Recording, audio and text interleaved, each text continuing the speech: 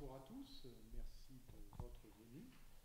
Je me présente, donc je m'appelle Christophe Leroy, comme vous l'a dit M. Didier Blanc, je confirme l'identité. Je suis maître de conférence à l'université Paris 12 Créteil et j'enseigne le droit public économique, le droit de l'Organisation mondiale du commerce, le droit du commerce international, donc, et le droit des marchés financiers. Vous voyez, je suis le spécialiste du mal absolu dans toute sa diversité, du moins c'est ce que pensent les altermondialistes et les redresseurs de monde. Alors, évidemment, je vous traite aujourd'hui uniquement les problèmes de l'OMC et je vais suivre les indications que m'a donné Didier, c'est-à-dire je vais vous faire cette petite conférence sur les problèmes que connaît l'OMC pour ce qui est de sa légitimité dans le système économique mondial et notamment pour ce qui est des problèmes du multilatéralisme qui pose de plus en plus de difficultés, n'est-ce pas, pour arriver à fédérer l'ensemble des pays membres. Alors, qu'est-ce que l'OMC ? L'OMC, c'est une organisation, c'est un traité multilatéral, n'est-ce pas, qui regroupe maintenant la plupart des États membres du monde. Il reste encore quelques pays qui ont le statut d'observateur ou qui n'en font pas partie. Je pense à l'Algérie ou à l'Arabie saoudite, mais enfin, ce sont des pays mineurs. Le dernier grand pays qui n'en faisait pas partie, c'était la Russie, qui a intégré l'OMC en août 2012. Et qui d'ailleurs fait parler d'elle parce qu'elle développe pas mal de contentieux auprès de l'organe de règlement des différends. Cet accord multilatéral, c'est un traité assez classique sur le plan du droit international, à ceci près que ce traité, il y a en plus de ce traité d'autres accords qui ont été pris, n'est-ce pas, sectoriels ou généraux. Alors pour faire simple, vous avez l'accord général, n'est-ce pas, qui concerne le commerce des marchandises. Vous avez ensuite l'accord sur le commerce sur des services, vous avez l'accord sur la propriété intellectuelle, l'accord sur les obstacles techniques au commerce, et bien d'autres accords, comme des accords sectoriels sur le commerce des aéronefs civiles. Alors, ce système a très bien fonctionné, assez tardivement d'ailleurs, parce qu'à une époque, le monde était dualiste, n'est-ce pas ? Vous aviez le monde libre, disant, enfin étiqueté comme tel, c'est-à-dire le monde de l'économie libérale, et puis après vous aviez le monde de l'Union soviétique et de ses pays satellites. Donc le GATT qui est créé, qui est l'ancêtre de l'OMC, qui est créé au lendemain de la Seconde Guerre mondiale, est destiné à fédérer un peu tous les pays à économie de marché pour essayer de les lier un peu plus par le commerce, en favorisant le libre-échange. Le GATT n'a pas eu un grand succès pendant des années parce que les logiques étaient assez protectionnistes. En tout état de cause, les États ne concevaient pas que le marché pouvait être au-dessus de leur souveraineté. De ce fait, les choses ont assez peu évolué. Ça n'est que dans les années 80-90 que les choses ont véritablement changé et qu'on est passé de ce qu'on appelle l'internationalisation à la mondialisation.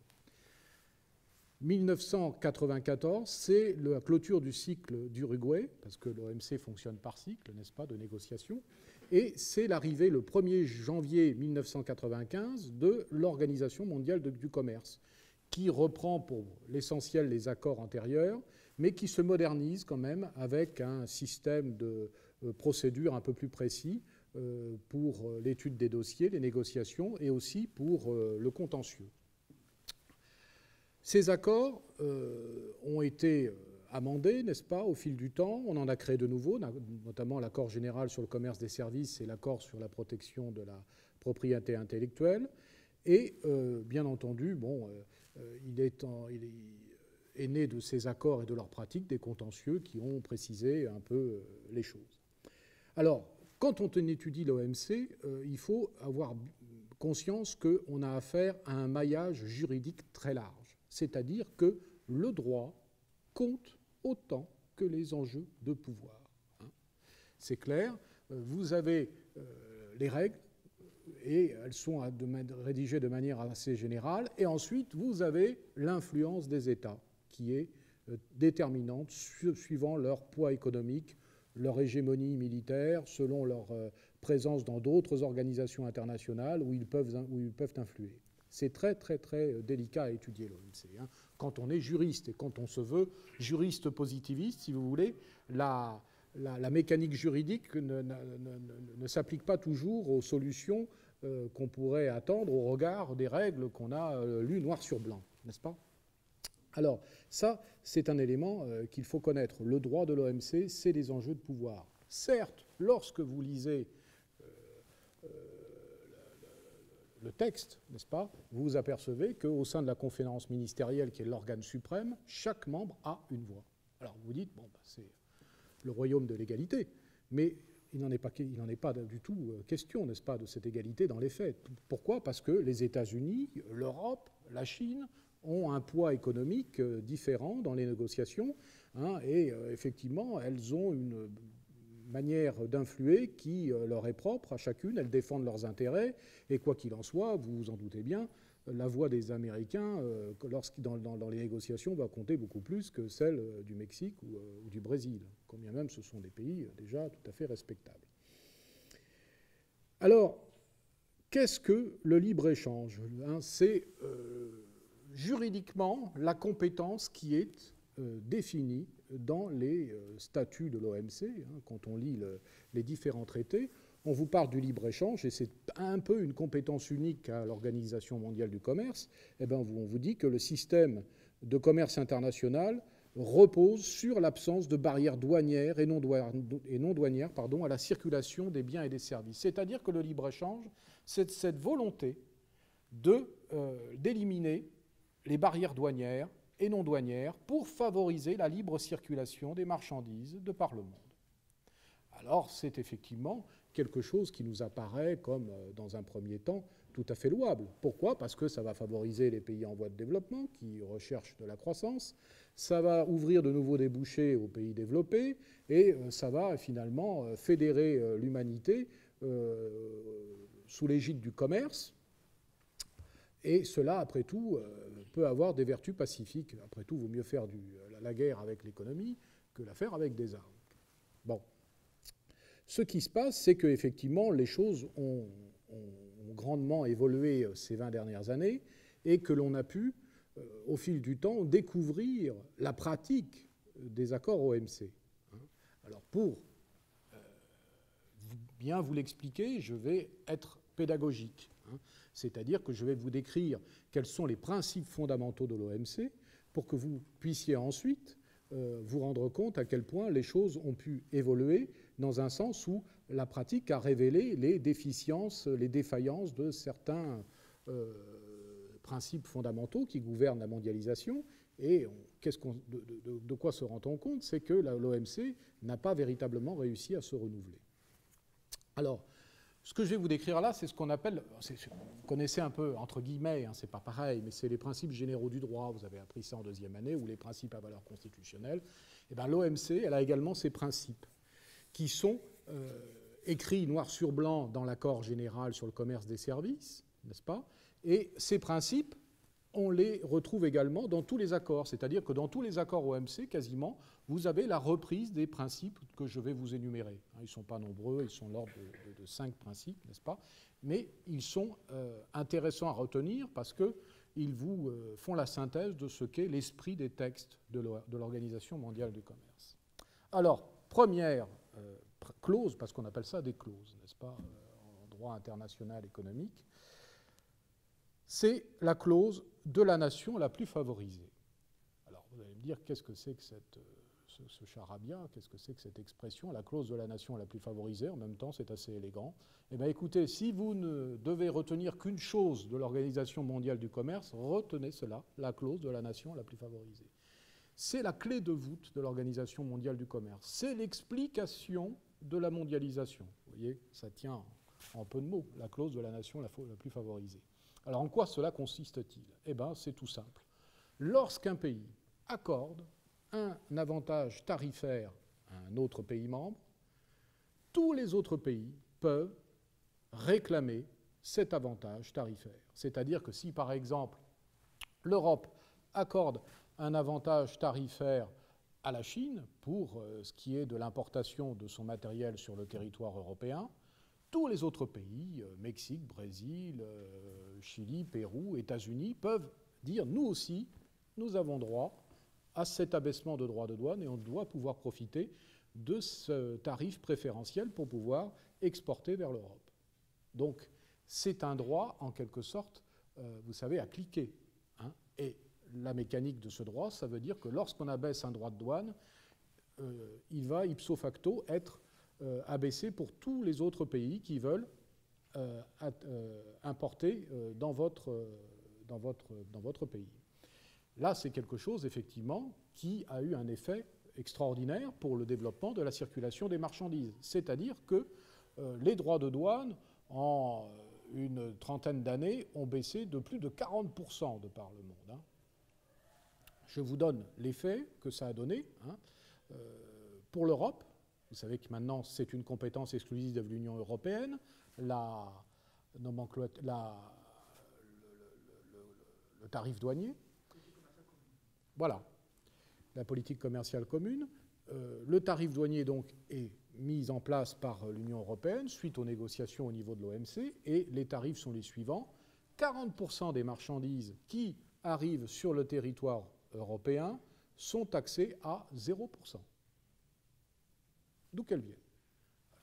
Cela donne peut-être pour vous une clé d'explication à tout ce qui est délocalisation et désindustrialisation, n'est-ce pas? Et pour les 60% restants, le tarif douanier nous dit qu'en moyenne, la taxation est de 3,5%. 3,5% de taxation sur un produit qui arrive dans l'Union européenne. Il est inutile de vous dire que ça n'est presque rien pour un fabricant chinois. Hein, voilà. Alors ça, la clause de la nation la plus favorisée, d'une certaine manière, elle a véritablement eu son effet. Elle a réussi à abaisser les droits de douane tout au long des différents cycles de négociations qui ont eu lieu entre les différents États membres. Cette clause de la nation la plus favorisée, il faut quand même la découvrir dans sa pratique. Pourquoi? Parce qu'il y a le droit et puis ensuite il y a la pratique. Et qu'est-ce qui se passe? On découvre que certains pays sont des petits coquins. Ils sont attentistes, c'est-à-dire qu'ils ne bougent pas. Ils laissent les autres négocier.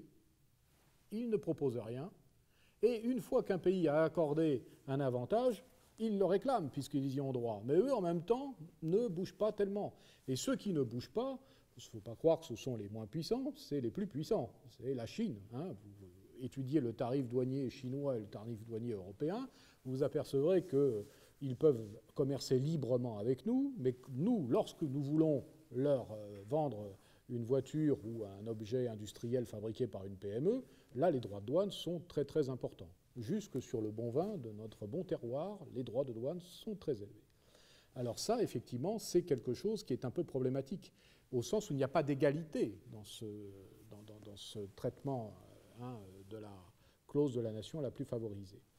Du coup, ça crée une certaine dissymétrie dans le commerce et ça commence parfois à créer des crispations qui se révèlent au grand jour avec les problèmes de l'agriculture ou le problème de vente de matériel important dans les pays d'Amérique du Sud. C'est pour ça que l'OMC commence à avoir des blocages sérieux. Là, la durée d'un cycle, c'est 5-6 ans en moyenne. Hein.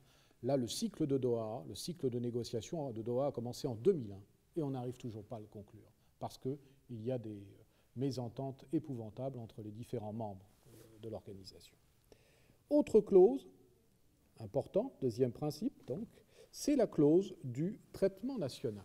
La clause du traitement national, c'est une clause tout à fait intéressante au sens où elle évite les discriminations entre les différentes entreprises qui vont aller investir dans des pays membres de l'OMC. La clause du traitement national dit tout simplement que lorsque vous êtes une entreprise étrangère et que vous arrivez dans un pays, on ne peut pas vous imposer des règlements intérieurs ou des taxes différentes des entreprises du pays d'origine. C'est-à-dire que vous ne pouvez, lorsque vous arrivez, par exemple, vous êtes américain, vous arrivez en France, l'administration fiscale ne peut pas vous inventer une taxe spécifique pour vous, entreprise américaine ou pour l'objet que vous fabriquez, et vous ne pouvez pas non plus subir un règlement technique plus contraignant que les règlements qui sont imposés aux entreprises françaises. La clause du traitement national est très bien. Elle a aussi elle correspond à cette idée qu'il faut éviter les discriminations. Elle a pour défaut qu'elle n'harmonise pas pour autant les différentes législations. C'est-à-dire que, par exemple, lorsque vous êtes américain, que vous envoyez, vous voulez exporter des poids lourds américains en Europe, vous vous heurtez à la réglementation européenne. Les poids lourds ont une longueur maximum hors tout, ils ont un poids total roulant autorisé qui est de temps, et là, les poids lourds américains ne correspondent pas à ces dimensions-là et à ces niveaux de charge. Du coup, qu'est-ce qui se passe? On vous dit oui, mais on respecte la clause du traitement national. C'est vous qui devez vous adapter à notre réglementation. Donc là, il faut faire attention. Cette clause est un peu difficile à manier. Et je pense que souvent, beaucoup d'industriels ont eu des difficultés avec ça parce qu'ils pensent que la clause du traitement national va les protéger. Elle les protège, certes, on ne peut pas leur imposer de nouvelles réglementations, mais on leur demande quand même d'imposer de respecter la réglementation du pays. Et ça, effectivement, c'est un peu problématique parce qu'ils doivent adapter leur matériel et cela a un coût. Alors, l'OMC demande l'harmonisation des normes, mais ça n'est pas si simple, n'est-ce pas? C'est quelque chose qui est très compliqué à changer, les habitudes, parce que les industriels aussi font pression. Et puis, le protectionnisme est toujours latent au niveau de l'OMC. On essaye de se protéger. C'est quelque chose qui est évident. Ce que demande l'OMC, à défaut d'harmonisation, c'est la transparence. Elle dit, dès que vous changez une réglementation, il faut qu'elle soit immédiatement publiée et portée à la connaissance de tous les intervenants étrangers sur votre territoire. C'est déjà un pas. Autre clause, c'est l'interdiction des restrictions quantitatives. C'est une clause, celle-là, qui est aussi assez diabolique, c'est-à-dire que vous ne pouvez pas interdire, en tant qu'État, gouvernement, vous ne pouvez pas limiter les importations ou les exportations à destination ou en provenance de votre territoire. C'est-à-dire que si, par exemple, on le voit en ce moment, les Sud-Coréens ont un grand succès avec leurs automobiles, c'est-à-dire qu'ils vendent des Kia, des Hyundai à tour de bras, et les constructeurs français qui sont un peu sur le même créneau ont les plus grandes difficultés à vendre leur matériel. On voit où en est Peugeot actuellement. Eh bien, la France peut demander aux instances européennes de mettre en place un contingent, un quota, rien à faire. Le droit de l'OMC l'interdit, c'est-à-dire que vous ne pouvez pas, lorsque votre industrie est en danger, demander l'instauration de quotas, de contingents pour essayer de limiter les importations et protéger votre industrie. Alors là aussi, ça force la compétitivité, n'est-ce pas? C'est quelque chose d'assez passionnant à étudier, parce que les entreprises sont obligées de faire preuve d'imagination et de développer une énergie phénoménale pour pouvoir résister à la concurrence qui est maintenant mondiale. Autre clause, c'est l'abaissement général et progressif des droits de douane. Cet abaissement général et progressif des droits de douane, ça paraît normal au demeurant, vu ce que je vous ai déjà tout expliqué, mais c'est quelque chose qui se trouve inscrit comme étant une clause de l'OMC. Et ce qui est intéressant, c'est que cette clause est reprise dans les différents traités internationaux, ou dans les... par exemple, vous lisez le traité sur le fonctionnement de l'Union européenne, vous avez une clause, plusieurs clauses même, qui prévoient que l'abaissement des droits de douane doit être général et progressif. Ça reprend le texte exactement de l'OMC. Donc on est dans cette logique juridicisée de l'abaissement de ces droits de douane qui doivent à terme disparaître. Alors, évidemment, vous allez me dire, mais tout ne se résume pas aux droits de douane. On peut mettre en place des systèmes d'autorisation, de licences d'importation, de contrôle technique, qui peut limiter effectivement les importations ou les exportations. En réalité, ce qu'il faut savoir, c'est que l'OMC, là aussi, bataille fort pour que tout ce que vous pouvez inventer comme détour pour essayer de faire du protectionnisme soit à terme éliminé et soit converti en droit de douane. C'est-à-dire que si vous inventez une règle, ou s'il existait déjà une règle qui pouvait limiter l'accès au territoire d'entreprises étrangères, il faut la convertir sous forme numérique, en quelque sorte. Il faut en faire un droit de douane. Comme ça, les choses sont beaucoup plus lisibles et beaucoup plus transparentes pour l'ensemble des intervenants du monde entier. Vient ensuite le temps des exceptions. C'est la clause des exceptions. Alors on se dit, ah, on respire quand même, ce système n'est pas complètement rigide et on peut effectivement invoquer des exceptions auprès de l'Organisation mondiale du commerce pour essayer de limiter ce que l'on appelle parfois la destruction du tissu économique, n'est-ce pas? Lorsque le droit ne prévoit pas d'exception, lorsque le droit ne prévoit pas de règles permettant la régulation, on peut aller à la catastrophe. Mais nous avons là un système qui nous fait un peu respirer, c'est le régime des exceptions. Alors les mauvaises langues ont toujours dit que le GATT et l'OMC n'ont survécu que grâce au régime des exceptions. C'est vrai et c'est faux. Ce système des exceptions, bien sûr, profite aux pays les plus puissants. Il ne faut pas se leurrer. Le système des exceptions profite rarement à des pays de taille moyenne ou des pays en voie de développement. Pourquoi? Parce que tout simplement, ils n'ont pas le poids dans la négociation pour obtenir ce qu'ils veulent. Et l'idée du libéralisme tel qu'il est conçu au sein de l'OMC, c'est l'idée du libéralisme américain. C'est un libéralisme quand même, il faut le reconnaître, assez prédateur. Leur idée, c'est d'imposer la lex mercatoria dans le monde entier et de faire prévaloir leurs intérêts. Mais au moins les choses sont claires. Avec eux, on ne peut pas douter de leurs intentions lorsqu'ils agissent. Alors ces exceptions, ça concerne quoi? Ça concerne simplement lorsqu'un pays se trouve dans une situation de balance de paiement catastrophique, on va le relever de ses obligations. Lorsque une branche entière d'activité de production d'un secteur a un problème, on va également faire en sorte que pendant un certain temps, l'entreprise puisse mettre des quotas ou puisse relever des droits de douane.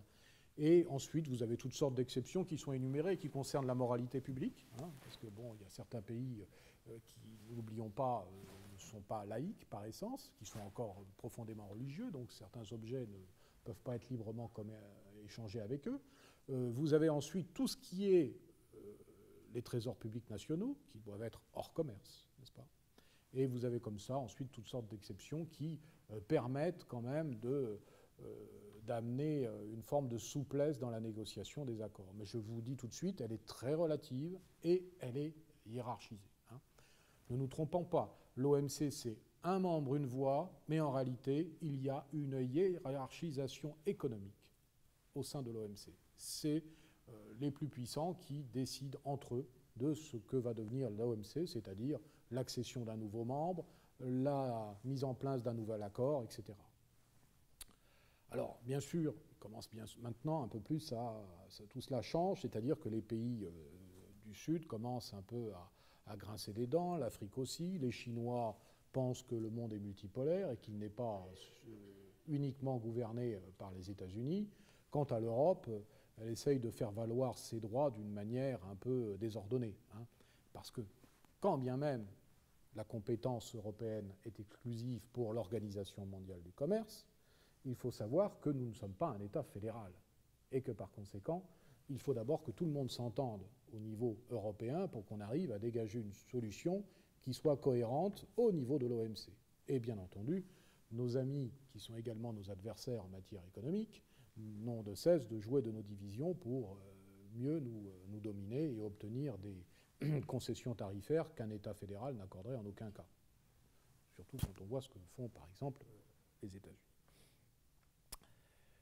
Pour être clair, parce qu'en même temps, il faut que ce soit rapide, je vais vous dire maintenant en quoi l'OMC a un énorme problème. Son énorme problème vient du fait que dans ce qu'on lit dans un texte de droit, il y a aussi le non-dit, il y a le tacite. Et l'OMC, au fil de sa pratique juridique, a montré qu'elle était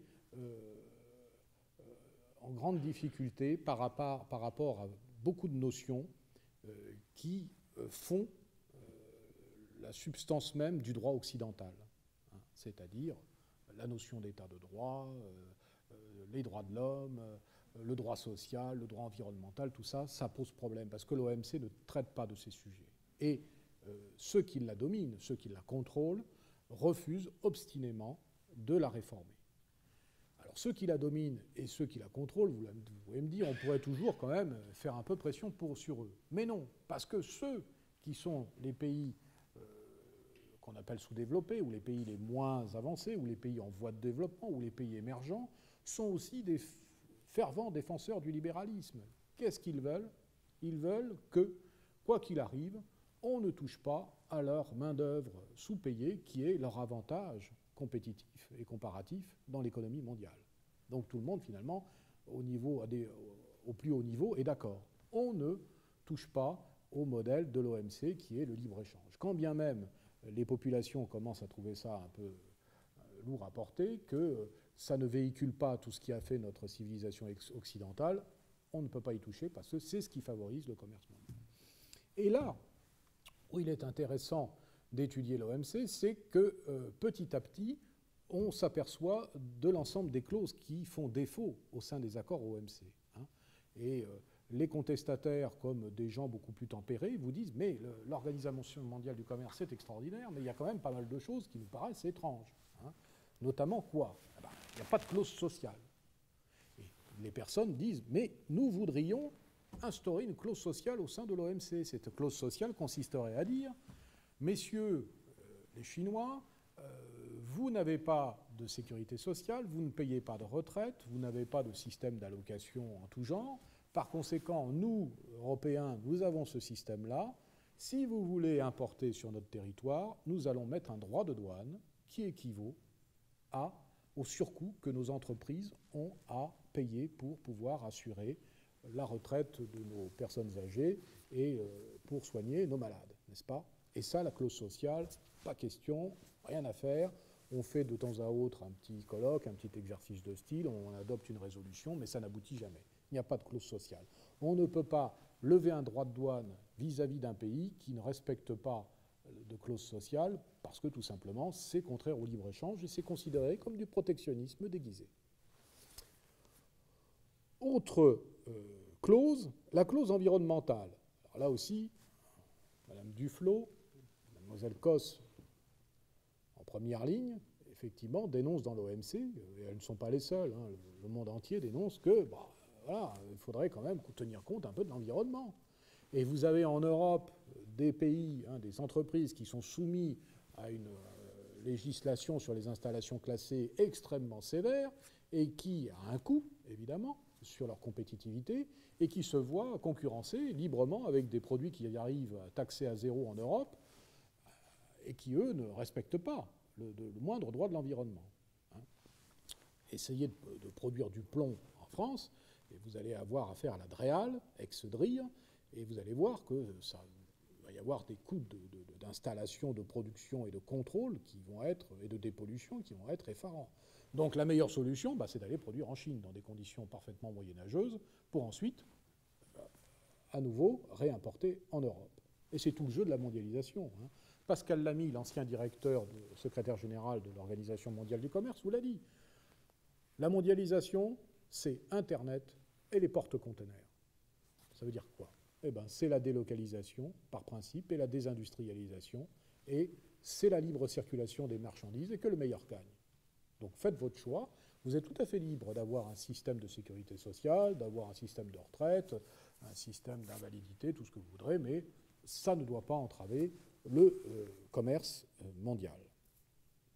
Autre clause, et non des moindres, la clause qui instaurerait un droit de la concurrence. Alors là, l'OMC, effectivement, nous apparaît comme étant largement déficiente, parce que c'est quand même un traité de droit international économique, et nous n'avons pas de droit de la concurrence. C'est-à-dire que vous pouvez lire les accords OMC en long, en large, en travers, vous n'avez pas de droit de la concurrence au sein des accords OMC. Alors que vous en avez un en France et aux États-Unis. Vous avez des droits de la concurrence en Europe et aux États-Unis qui sont structurés, c'est-à-dire on interdit les ententes, on interdit les abus de position dominante, on interdit toutes sortes de pratiques les concentrations lorsqu'elles sont abusives et qui nuisent finalement aux consommateurs et qui favorisent certaines entreprises dans des conditions assez douteuses. Là, non. L'OMC reste complètement taisante sur ce point. Certains vous disent, oui, mais attention, ça c'est une lecture un peu au premier degré, Lorsque vous étudiez la clause de la nation la plus favorisée, la clause du traitement national, vous voyez, on a un accord anti-dumping, etc., et bien vous avez en filigrane de tous ces accords une espèce de droit de la concurrence. Alors, ce n'est pas tout à fait vrai. Effectivement, ce sont des moyens juridiques qu'on peut invoquer, n'est-ce pas, devant l'organisation du règlement des différends, mais ça n'a pas la puissance normative d'un droit de la concurrence tel que nous le connaissons en droit interne européen et en droit américain. Par conséquent, là, il y a une espèce de vide juridique, un trou dans la couche d'ozone, n'est-ce pas? Il n'y a pas de droit de la concurrence. Et ça, effectivement, ça met en place un peu le royaume des cartels. Alors certes, les Européens et les Américains appliquent leur droit de la concurrence. Et lorsque vous êtes étranger, il faut respecter, que vous voulez venir en Europe, il faut respecter le droit de la concurrence européen ou le droit de la concurrence américain. Mais en même temps, pour le restant du monde, ce n'est pas le cas. Et lorsqu'on veut cartéliser une activité, ben, rien de mieux que de s'organiser en dehors des frontières européennes et américaines pour essayer de se partager telle ou telle part de marché, n'est-ce pas? Là, c'est un problème. C'est un gros problème, cette absence de droit de la concurrence. C'est-à-dire que même les entreprises à des niveaux les plus élevés commencent à trouver ça terrible. L'exemple, c'est l'entreprise Nexans, ex-Câble de Lyon, qui est un leader mondial du câble optique et sous-marin, qui a quand même envoyé une lettre au président de la Commission européenne en lui disant « Écoutez,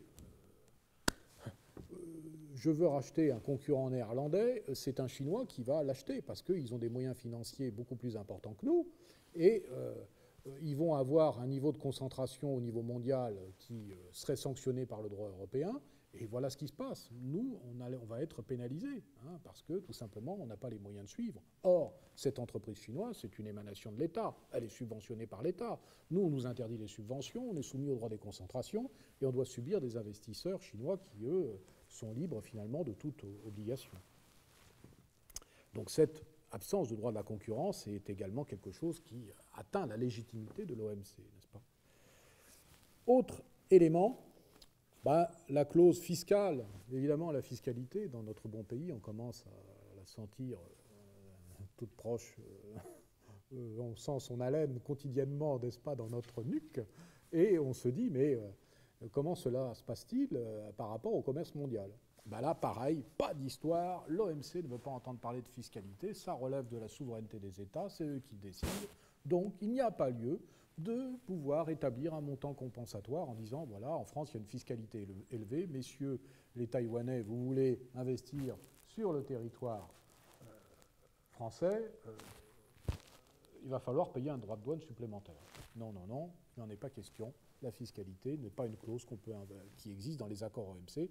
Et en tout état de cause, ça n'est pas un prétexte pour mettre un montant compensatoire qui viendrait limiter l'effet de mauvaise compétitivité, je vais dire, pour les entreprises françaises. Elles doivent payer leurs impôts et élever et faire face à la concurrence mondialisée, où certains pays ne payent presque pas d'impôts. Dernière clause, enfin, c'est la clause culturelle et clause monétaire d'abord. La clause monétaire, alors ça aussi c'est un artifice assez intéressant.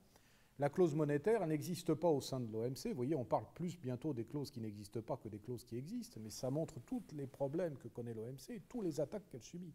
La clause monétaire, c'est la possibilité d'interdire à un État d'avoir des dévaluations compétitives, ce qui est le grand sport des Américains. N'est-ce pas? Leur banque centrale n'est pas indépendante. À partir de ce moment-là, lorsqu'ils veulent rendre leur industrie un peu plus compétitive, ils abaissent leur taux d'intérêt. Sur le marché d'échange, le dollar baisse et mécaniquement, lorsque vous avez une baisse du dollar de 10% par rapport à l'euro, l'Airbus est moins cher de 10%. Alors je caricature un peu parce qu'il est vrai que beaucoup de sous-traitants européens travaillent avec l'avionneur Boeing, mais en même temps, c'est la logique générale. Et ça, effectivement, c'est de la dévaluation compétitive. Et on pourrait penser que pour égaliser ce problème dû à la monnaie, on puisse mettre en place un droit de douane compensateur. Là non plus, l'OMC ne veut rien entendre, pas moyen de s'en sortir.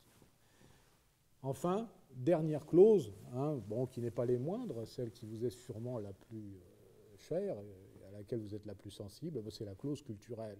Voilà. Et l'exception culturelle, eh ben, effectivement, c'est l'Europe qui cherche à la protéger, la France notamment, qui cherche à protéger son cinéma, son prix du livre, et qui voit d'un très mauvais œil le cinéma américain et toutes les productions de jeux vidéo américaines et autres déferler sur l'Europe sans qu'il puisse y avoir la moindre exception. Et c'est quelque chose qui, de nos jours, est en pleine négociation à nouveau. Hein. Pas par le biais de l'OMC d'ailleurs, par le biais de la zone de libre-échange qu'on veut établir avec les États-Unis. Là, qu'est-ce qui se passe? L'exception culturelle, eh ben, on vous dit, Mozart, c'est du niveau de la savonnette, et Claude Debussy, c'est pareil, hein, c'est pas plus compliqué qu'un rasoir. Donc, ça doit être librement commercé de par le monde, et il n'y a aucun lieu de mettre en place un système de subventionnement, de subvention pour le cinéma, de mettre un prix pour le livre fixé par décret. C'est quelque chose qui, effectivement, agace beaucoup les Nord-Américains qui ont cette idée que, bon, leur civilisation est quelque chose qui doit s'imposer de par le monde avec le libre consentement des consommateurs et que, par conséquent, les États n'ont pas à s'en mêler. La clause culturelle, effectivement, l'OMC, elle ne l'a pas mis noir sur blanc, mais elle va l'accepter sous pression, là, hein, des négociations où on accepte qu'effectivement, il puisse y avoir des quotas de chansons françaises, que le cinéma puisse être subventionné, que le livre ne soit pas traité comme un produit ordinaire. Les choses vont, à mon avis, changer. En tous les cas, ça fait partie des négociations qui sont actuellement sur la table entre l'Europe et les États-Unis. Obama l'a dit, il faut que vous arrêtiez avec votre clause culturelle, ça suffit. Sans ça, il nous menace, je cite, de représailles massives. Voilà. Choisissez votre camp. Donc voilà, et toutes ces clauses que je viens de vous énumérer, et là j'en ai fait le tour de ces clauses qui n'existent pas, montrent en quelque sorte les défaillances de l'Organisation mondiale du commerce. Dans un premier temps, on ne le voit pas. On voit que le libre-échange est quelque chose qui va favoriser le commerce mondial, et on se dit que bon, c'est quelque chose effectivement qui va amener un surcroît de marché pour les entreprises, c'est quelque chose qui va favoriser la communication, la paix entre les peuples et autres amusements de ce genre. Mais ce qu'on ne voit pas, c'est qu'effectivement, problème, l'OMC, en agissant de la manière, met en communication des économies qui sont parfaitement hétérogènes. Elles ne sont pas construites de la même manière. Et ça peut causer des dégâts terribles dans pas mal de pays. Hein. Ce système de libre-échange fait que à la territorialité des États ne correspond plus la territorialité du marché. Le marché est au-dessus de l'État. Alors ça crée effectivement une désorganisation assez impressionnante du système juridique autour duquel nous nous sommes construits. Nous nous sommes construits autour de l'état de droit, avec cette idée qu'il y a effectivement un droit construit de la concurrence, n'est-ce pas? On a un droit de la concurrence qui régit les entreprises. Qu'est-ce que ce droit de la concurrence? C'est un droit dont le cœur même est le principe d'égalité, qui cherche l'équilibre économique et qui cherche la régulation au nom de l'intérêt général. Et en tout état de cause, lorsque la concurrence devient destructrice du tissu économique, hop, on agit au nom de l'intérêt général et on régule les choses. Même l'Europe s'est convertie à cette notion-là. Hein. Dans un premier temps, ce n'est pas le cas, et puis ensuite, avec les arrêts Corbeau, Almelo, les arrêts Spediporto, Librandi, on a vu que l'intérêt général était en réalité derrière le droit de la concurrence, au-dessus même, et régulait le droit de la concurrence. Et là, qu'est-ce qu'on a en face, si vous voulez? Qu'est-ce qu'on doit combiner? C'est ce droit européen fondé sur l'intérêt général qui impose aux entreprises des normes environnementales importantes, des normes concurrentielles, des normes sociales, et ces différents droits, effectivement, structurés, construits autour de l'idée d'état de droit, imposent des coûts de production terribles aux entreprises. Et là, du jour au lendemain, sans crier garde, progressivement on abaisse les droits de douane, et on met en place un libre-échange, effectivement, qui est très problématique, parce que les entreprises doivent faire face à des concurrents dont elles n'imaginaient pas qu'ils puissent être à ce point compétitifs, n'est-ce pas? La Chine, ils ne payent pas, ils n'ont pas de contraintes environnementales, quasiment pas. Ils n'ont pas de contraintes sociales, quasiment pas. Et ça leur donne des avantages compétitifs terribles. D'où nos logiques de délocalisation et de désindustrialisation. C'est quelque chose qui est clairement explicable. Alors, après, tout est une question d'appréciation. Les Chinois vous disent, bon, mais vous, en France, vous en faites trop. Le social, l'environnemental, tout ça, il ne se passe plus rien. C'est quelque chose qui est parfaitement excessif. Mais en même temps, qu'est-ce qu'on voit? C'est que les pays les moins avancés, les pays développés, nous considèrent quand même comme un modèle. Hein. C'est-à-dire qu'à terme, la contestation sociale arrive en Chine, on commence à s'inquiéter de l'environnement, et finalement, ils vont adopter notre modèle. Le problème, c'est qu'entre-temps, on a le temps de mourir une quinzaine de fois, quoi. C'est ça le souci. Et effectivement, là, il y a une crise de l'Organisation mondiale du commerce qui est patente. Donc, tout ça pour vous dire que nous avons affaire à des systèmes juridiques finalement assez différents qui ont révélé leur incompatibilité avec l'économie. Hein, par l'économie. C'est-à-dire que cet abaissement des droits de douane a mis en place une espèce de normativité économique parfaitement mondialisée. Hein, c'est l'économie qui fait la norme, qui impose des comportements, qui impose des standards techniques, qui impose des standards financiers. Et tout cela, on ne l'a pas vu, on ne l'a pas prévu. Hein, c'est quelque chose qui s'est installé. La normativité économique, c'est quelque chose qui est le fruit de ce libre-échange, n'est-ce pas, et qui est en dehors de tout droit positif. Vous prenez par exemple, chers étudiants, je vous prends tous autant que vous êtes, rien ne vous oblige, rien n'est publié au journal officiel pour que vous ayez l'obligation d'avoir un téléphone portable, vous en avez un. Les ordinateurs portables ont fleuri dans les cours magistraux. Et tout ça, ça n'est pas imposé par le texte, c'est pas imposé par la loi, que nous connaissons classiquement, nous juristes, c'est imposé par la normativité économique des comportements. C'est comme ça, il faut... Si on ne veut pas mourir, il faut avoir un téléphone portable, bien compris. Il faut parler anglais aussi, il faut avoir un ordinateur, il faut avoir un tas de choses comme ça. Bon, je plaisante, mais c'est un peu ça quand même. Hein. Il y a un peu cet effet mondialisé de la technique qui fait que maintenant, il y a une espèce d'extraordinaire démocratie directe. Hein. Vous êtes là, vous achetez un standard technique, un Apple au lieu d'un Windows, et vous allez favoriser par votre achat, votre acte de consommation est un peu comme un acte de vote pour un standard technique. Alors voilà. L'OMC, dans tout ça, effectivement, elle est un peu dépassée par ce qu'elle a créé. Et elle est également concurrencée. Par quoi? Par le fait que les États, voyant que les blocages et les critiques sont incessantes, les États eux-mêmes commencent à se détourner de l'OMC. Par quel biais? Par le biais des accords bilatéraux, hors OMC, et par le biais des zones de libre-échange. Hein. Le Mercosur, l'Amérique du Sud, l'ALENA, pour le Nord, pour l'Amérique du Nord, l'ASEAN, pour la zone Pacifique, tout ça, l'Europe, bien sûr, hein, ce sont des zones de libre-échange qui fleurissent et qui opèrent un peu le même travail que celui que produit l'Organisation mondiale du commerce. Alors, ce qui résulte de tout ça, pour faire simple, hein, moi je me pose toujours cette question en bon juriste qui a étudié ces classiques avec les maîtres perpignanais, M. Constant notamment, M. Camilleri, j'ai de très grands souvenirs d'eux. Voilà, on va se poser la question en tant que théoricien du droit, mais qu'est-ce que c'est que cette histoire, hein? Est-ce que les États qui n'arrivent pas à subordonner le marché à leur autorité sont encore des États? Et est-ce qu'un marché dont le fonctionnement et l'organisation n'est pas régi par un État est encore un marché? La question reste ouverte. Pour l'instant, on a mis le marché au-dessus de l'État et visiblement tout le monde est un peu embêté par ce phénomène. Donc reste à savoir vers quoi les choses, hein, vers quelle direction les choses vont prendre. On peut aller vers un protectionnisme qui va être le fruit d'une crise industrielle mondialisée, comme nous avons eu cette crise financière, ou là on va revenir vers des choses un peu plus équilibrées, avec un protectionnisme ciblé, et puis l'introduction dans le droit de l'OMC de ces clauses qui vont donner un peu plus de souplesse aux négociations internationales. Voilà.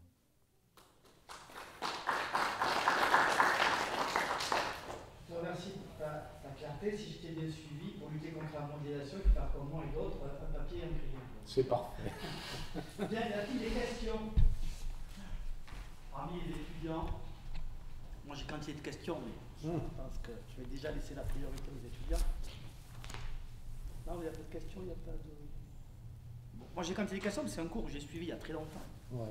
En maîtrise, par Fleury, c'est ça? Ah, Thiébaut-Fleury? Oui, voilà. Tu as eu Thiébaut-Fleury? Oui, et alors c'était à quelle université? À Paris. Ah d'accord, oui, voilà. oui. Il y a très longtemps. Il faisait le cours là-bas. Ouais, ouais. Il est décédé. Et c'était très intéressant. Et il y a plein de choses qui me sont revenues, notamment la clause de nation la plus favorisée. Ouais. Et avant de poser mes questions, une petite remarque, évidemment, je ne peux pas m'en empêcher, c'est normal. Comme spécialiste du droit de l'Union, pour que les étudiants comprennent bien, parce que tu l'as dit à plusieurs reprises, une compétence exclusive, ça signifie que les États ont perdu leur souveraineté. Ça veut dire qu'un État, parce qu'on l'a entendu, on l'entend régulièrement en France, un État ne peut pas faire de protectionnisme. Voilà. C'est-à-dire que juridiquement, et même politiquement au fond, un État seul, dans l'Union, ne peut pas décider de baisser ou de relever, surtout relever, ses droits de douane. Il faut que les 28 États soient d'accord. Exactement. Voilà. Avec cette espèce de paradoxe et de contradiction que chaque État membre de l'Union européenne a un droit de vote au niveau de l'OMC, plus un droit pour l'Union européenne. Donc, ils doivent s'entendre, et l'esprit général veut qu'ils se concertent auparavant et qu'ils parlent d'une voix au niveau européen. Mais en même temps, au moment de voter, ils peuvent faire un écart et voter différemment au niveau de l'OMC, je parle, pas au niveau européen. Mais Didier a raison de vous préciser que maintenant c'est une compétence exclusive, c'est-à-dire que les États, normalement, sont dépossédés de la politique commerciale extérieure. Donc voilà, pas de protectionnisme à l'échelle nationale, c'est quelque chose qui est rendu impossible depuis très longtemps, depuis que le traité de Rome a été signé. Donc on devrait finir par le savoir, c'est 57. Ouais. Mes deux questions, elles sont en forme de critique, parce que je ne suis pas tout à fait d'accord avec toi sur le rôle de l'État et du marché, mais bon, c'est pas le lieu de débattre. On pourrait débattre, mais je ne suis pas sûr que l'État sur le marché ne soit pas vraiment un marché, que l'État, par définition, l'État reste souverain et fixe ses règles souverainement. Donc je suppose que l'État a besoin du marché, il a besoin de l'argent du marché. Bon. Et on peut supposer que sur le temps long, la mondialisation, elle nous a peut-être légèrement appauvris, mais c'est difficile à savoir, puisqu'on ne sait pas ce qu'on aurait été, nous, Européens, sans la mondialisation. Mais ce qui est sûr, en revanche, c'est qu'elle a enrichi les pauvres. Elle a enrichi les États du Sud, quand même. Exactement. Voilà. C'est un des éléments dont on doit tenir compte. Alors, c'est quelque chose d'assez bigarré, quand même. Ça reste, mais globalement, le niveau de vie moyen des différents pays a augmenté. Ça ne fait aucun doute. Est-ce que c'est durable? Ça, on ne le sait pas. Et ensuite, est-ce que ça n'a pas désorganisé certains pays, je pense notamment dans le domaine agricole. Certains pays sont devenus des pays de monoculture, orientés vers l'exportation, et du coup leur activité de culture vivrière a quasiment disparu, et ils sont parfois quelque peu gênés par le fait qu'ils doivent acheter leurs produits sur le marché international pour se nourrir. Ce ne sont pas des gens qui gagnent non plus des sommes extraordinaires en cultivant le coton. Donc là aussi, c'est assez controversé. Mais a priori, je pense que oui, dans un premier temps, la mondialisation a été une très bonne chose. Ce qui se passe, c'est que la mise à niveau des normes qui permettraient de relancer la légitimité de cette mondialisation se fait attendre. Il faut en venir maintenant à considérer que, bon, ben voilà, on veut protéger l'environnement dans tous les pays du monde et on veut faire en sorte qu'il y ait un minimum social. On ne fait pas travailler les enfants ou les femmes la nuit, et il y a un standard minimum. Ça, c'est très difficile à imposer. Très, très difficile. Le droit de l'Union permet le travail des femmes la nuit, précisément pour des questions d'égalité, puisqu'il y a eu une directive, justement. Oui, je sais. Voilà. On ne veut plus faire des femmes une espèce protégée. Voilà, on veut que les femmes puissent, elles aussi, travailler la nuit. Dans des travaux, dans des emplois, évidemment, tout à fait, que la morale ne répond pas, évidemment. Donc, mes deux questions, enfin. La première, c'est qu'est-ce qu'il y a avant le GATT, c'est-à-dire au XIXe siècle, où on a quand même une mondialisation aussi. Est-ce qu'il y a des règles jusqu'à la Première Guerre mondiale, parce qu'il y avait beaucoup de questions cette période-là. Qu'est-ce qu'il y a avant dans le commerce international? Et ma deuxième question, c'est sur le temps présent. Donc depuis Doha, je suppose qu'on maintient les règles d'avant Doha, du cycle précédent. Et est-ce qu'on ne peut pas se dire que précisément, on bloque sur ces nouvelles règles parce que la prolongation des anciennes, au fond, satisfait tout le monde? Ça satisfait tout le monde, effectivement, ça c'est un élément. Par contre, ça dépend des secteurs. Et encore une fois, là par contre, on ne peut pas se contenter véritablement de généralité. Je prends l'exemple de l'agriculture. La politique agricole commune, et comme la politique agricole américaine, est une politique de sécurité alimentaire. C'est-à-dire que l'on organise la surproduction pour pouvoir nourrir le monde entier. Hein. C'est quelque chose qui assure un niveau assez bas de prix pour les matières premières agricoles, mais en même temps, c'est quelque chose qui est un peu problématique pour certains pays d'Afrique ou d'Amérique du Sud qui sont producteurs. Hein. Alors, bon, l'Afrique, la culture vivrière, on peut toujours dire qu'ils n'assurent pas leur sécurité alimentaire et qu'ils veulent la souveraineté alimentaire, mais ils ne sont incapables d'assurer leur sécurité alimentaire. Par contre, pour l'Amérique du Sud, eux, ils voudraient bien exporter vers l'Europe. Et eux, ils ont affaire aux subventions européennes, contre lesquelles ils ne peuvent pas lutter, et ils ont affaire aux droits de douane européens qui sont très élevés pour pouvoir accéder au marché européen. Mais après, effectivement, c'est assez compliqué à étudier parce que chaque secteur d'activité, chaque produit, j'allais dire, a sa spécificité. Hein. Écoutez, chers étudiants, téléchargez sur Internet la nomenclature douanière. Vous verrez, c'est passionnant. Vous allez sur le service des douanes et vous voyez que tout ce que l'humanité échange de par le monde, ça tient en 15 500 rubriques. 15 500 rubriques. Et tout ce que vous fabriquez, votre pullover, les disques de frein de l'automobile, tout ça, ça tient en 15 500 références. Et vous avez le droit de douane correspondant. Et après, vous allez vous spécialiser par produit et vous dire, mais pourquoi ça, c'est contesté? Pourquoi le commerce géographiquement s'installe de telle manière? Moi, je pense que c'est une belle spécialité que vous pourriez acquérir là, pour ce qui est de votre avenir, se spécialiser dans le droit économique et être spécialiste de certains produits, pour ce qui est de leur importation et de leur exportation de par le monde. Ta première question, Didier, alors elle concerne qu'est-ce qui se passait avant 1947 ? Eh bien, avant 1947, c'était un peu la politique de la canonnière. Hein, on était dans une logique de colonisation, et effectivement, il y avait des échanges de par le monde, mais les échanges étaient assez militarisés, on va dire. Hein. Tout ça, ça correspondait à des logiques de conquête qui ont commencé ensuite à se déliter avec la volonté des pays d'acquérir leur indépendance. Hein. Et par conséquent, on a transformé ça, c'est ce que disent les détracteurs, hein. Je ne suis pas partisan de ces thèses-là, mais effectivement, les détracteurs de l'OMC vous disent que c'est la colonisation économique des pays les plus puissants vis-à-vis des anciennes colonies. Et que, d'une certaine manière, ce qu'on faisait à coup de canon, maintenant on le fait à coup de marché financier et à coup de politique industrielle invasive. Hein. Donc là, voilà, les choses, effectivement, se sont renouvelées. Dans certains cas, leur analyse n'est pas fausse. Hein. Certains étudient les flux commerciaux de par le monde. Et ils vous disent, voilà, ce qui se passe de par le monde, c'est du commerce intra-firme. C'est-à-dire que Philips, qui a son siège en Hollande, délocalise ses usines en Chine, en Amérique du Sud, un peu partout dans le monde. Et ce que vous repérez comme étant du commerce multilatéral, mais ce n'est pas vrai. C'est du commerce des plus grandes multinationales. Et ce qu'a fait l'OMC, elle a figé les positions acquises et elle a permis aux plus grands d'évincer ceux qui voulaient émerger comme nouveaux concurrents. Alors c'est pas vrai, hein. C'est vrai et c'est pas vrai, c'est toujours pareil. Je pense que l'humain a toujours plus d'imagination et qu'en réalité, ceux qui inventent des vrais créateurs, qui inventent de nouveaux standards technologiques, arrivent à renouveler le marché. Regardez ce qui arrive de nos jours, les imprimantes 3D, vous en avez tous entendu parler. C'est quelque chose qui va complètement renouveler le travail de l'industrie. Hein. Ce pourquoi nous allions en Chine, si l'imprimante 3D se développe, et elle va se développer, elle est au point, n'aura plus de raison d'être, parce que tout simplement on pourra fabriquer à petite échelle, ou même à plus grande échelle, des objets sur le territoire français sans avoir besoin de mettre en œuvre tout cet